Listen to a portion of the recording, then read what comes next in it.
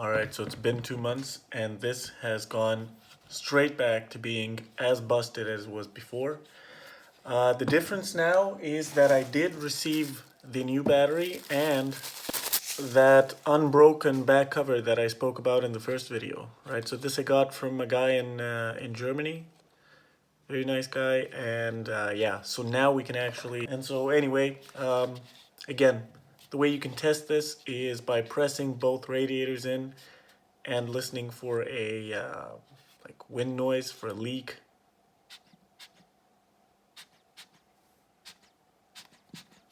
And you can play some music. I mean, you're definitely going to notice it, but if it's just starting, or if you want to do this at a flea market, let's say you're buying this off of someone and it's dead, this would be a passive test, and an active test would be just listening to something with bass.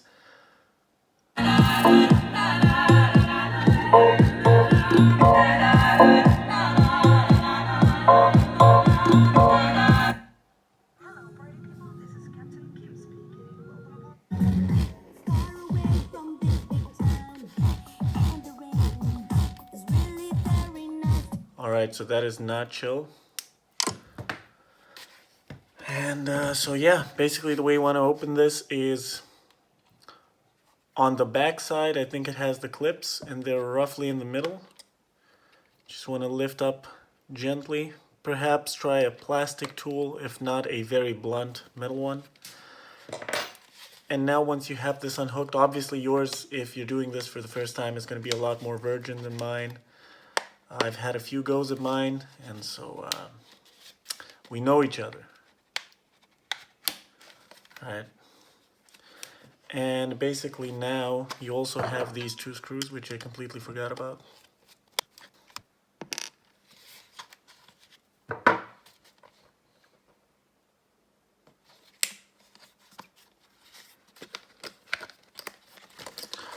Okay, and this you can actually wash with soap and water and an old toothbrush, or your new toothbrush, or your girlfriend's toothbrush. And this will get all the grime off and it'll look pristine. So I highly recommend doing that. Right, next up there's some screws to take off the back assembly.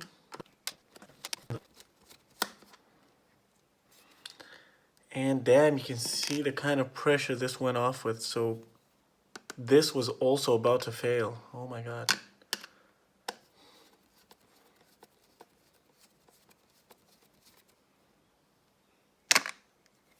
Damn. Wait, this has a lot of force to it. Damn. Okay, and now we can unhook this from the back. Okay, so this is ridiculous. So I think that, oh yeah, the plastic failed completely. And my bodge work with the silicone had no chance, obviously. Okay, so let's take off the battery cover. And again, I mentioned this in the first video. The Charge 4 does not have this issue. Clips are breaking off. The Charge 4 has 3 18650s.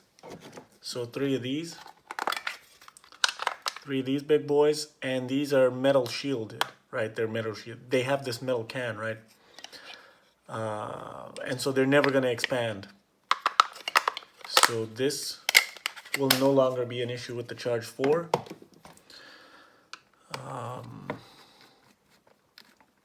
And so yeah, I don't know if they intentionally revised that or they just did it.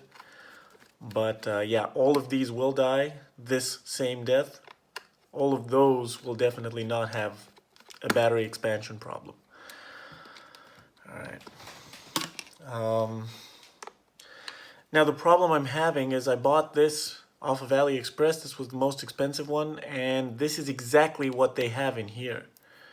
Which, yeah, I don't know.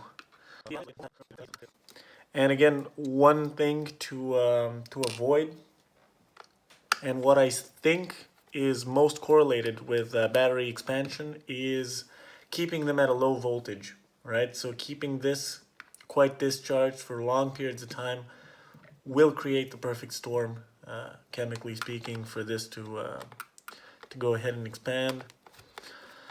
Also, don't keep it fully charged because that also destroys the battery. But I think that is, in this case, right, a better, a better outcome, right? Just have the battery age because it's fully charged. Because they will age pretty seriously if you leave them fully charged and not use them. But I think that is still better than having them destroy the back case. Okay. Alright, so this is my previous work. And you can see these have completely given way. Alright, and one more step that I'll need to do is unstick this blue cover and reuse mine. Would have been very clever to actually go a bit slower.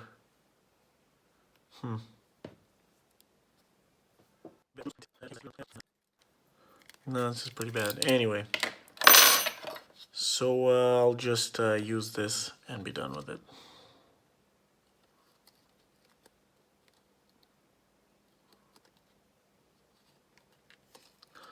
Okay, because this should actually be pressed in against the case as well, so I don't know, it should be fine. Anyway, if it'll fall off, I'll find a different way to stick it down, but at the moment, this should be good enough. Alright, so now I have to open the rest of the speaker up because battery seems to be connected deep inside.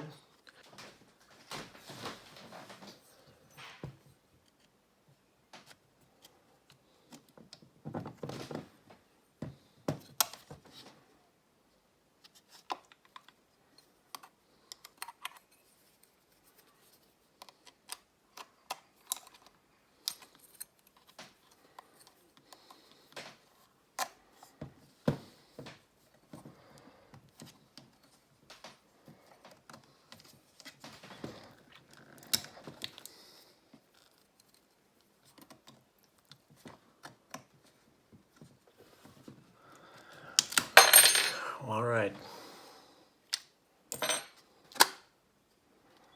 Yeah, that is very nice.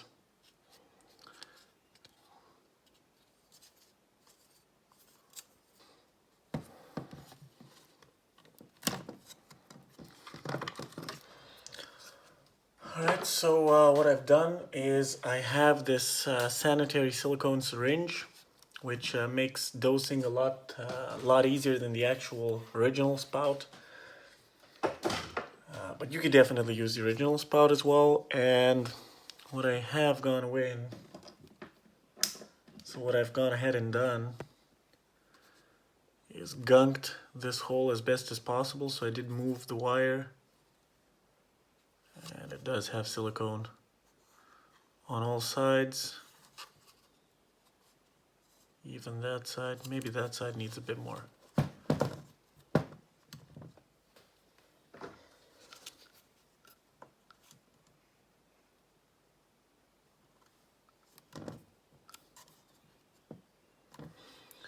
Alright, remember to leave a pip so you can pull it out once it gets dried. Okay, and yeah, I don't know. I think we can connect this up.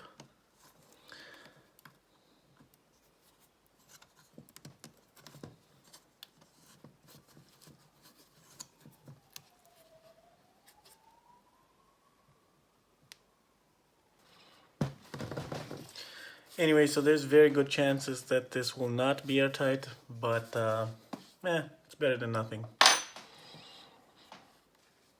Alright, so what I'll do now is actually let this cure. As far as I know, this leaks acetic acid. And if it's not acetic acid, it is some acid, right? This is why it smells so strongly like vinegar. And I don't want this building up inside the case and attacking the back of the membrane or whatever. I mean, that's basically the thing I'm most concerned about, this rubber. Apart from that, yeah, I can have this go to shit, that's fine. But anyway, so I'll just leave this for good few hours, and then we'll come back, screw everything together, and be done with it. All right, so while the glue is curing, I've gone ahead and tore down the battery. And these are some very puffy cells, man. I mean, I have not seen cells get this puffy in quite a while. And the topology is 2P1S.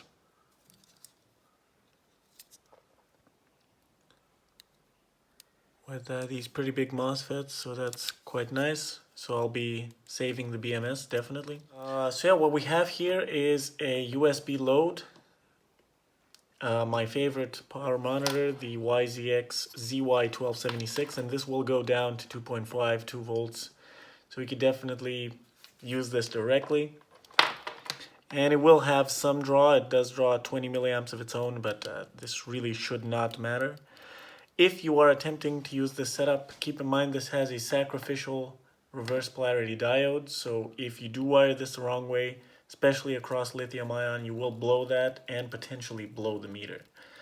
So extreme care has to be taken in ensuring the polarity goes right. So red to red. And I have actually measured this with the with the multimeter, so black is negative. You never know. All right. And so first off, we'll do a discharge run. And then we'll charge the batteries and measure how many milliamps go inside of them. And that will give us the capacity, because these do charge at almost 100% efficiency. So if we can put 6,000 milliamps in these cells, it will mean that they are at 100% capacity, which they really shouldn't be because they really don't last that well. Once they do get puffy, their internal resistance, and once they get old, right, their internal resistance does go up. So you can see we have 3.5 with no load, and with a 600 milliamp load, we already lose almost 100 millivolts, right? If we push it further, you can see it really does go down. Anyway, so we're going to discharge these down to 2.5, 3, whatever, it doesn't matter. And then pop them up to 4.2 and see how much goes inside of them. All right, so it's been a few hours and this has kind of plateaued. It is still going down, but we've only managed to put in 1,500 milliamp hours instead of the nominal 6,000. So what does that exactly equate to? Let's see, 1,512 divided by 6,000.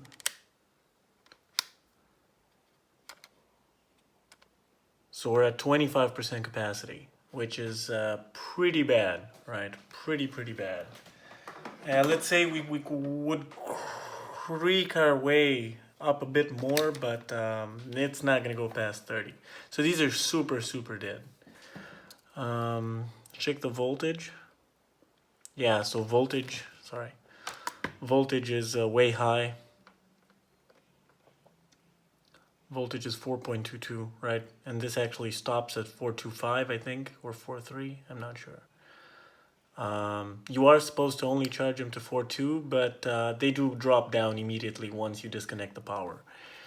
All right, and we disconnect, and we should see the voltage plummet to 4.1 even, I'd say. So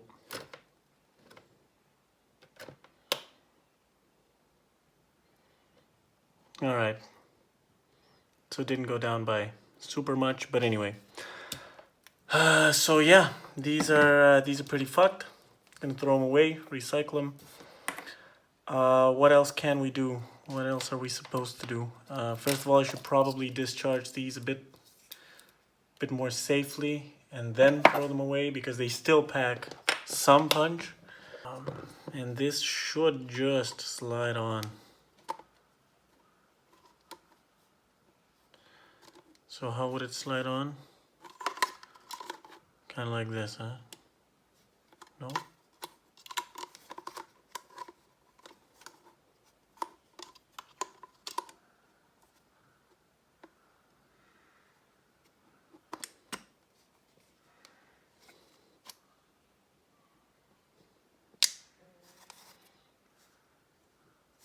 Yeah, the way this is built is purely pornographic. So this kind of a push-turn approach seems just pornographic. Very nice. No screws, no fasteners, just engineering.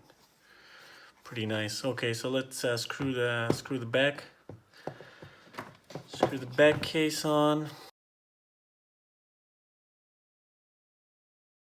All right, so to clip this back on, what you want to do is first clip these 4 pins on. You can see there's 4 pins here, and they have matching pins, matching holes on this side. So let's go ahead and pop those in.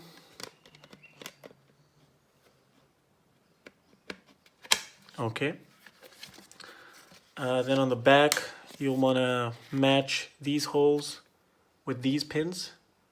You see the bigger ones, so just push it forward and they just drop in. That's fine. Middle part is dropped in, and then you'll want to match this with this, this with this, and then put the screws back in, which is also not super complicated, not gonna lie. Boom, that is it. And now actually just take this off slightly and put back the last 2 screws. All right, so once that's done, just clip the back on and you're done. And so let's see. Absolutely no sound. And let's check with the demo song.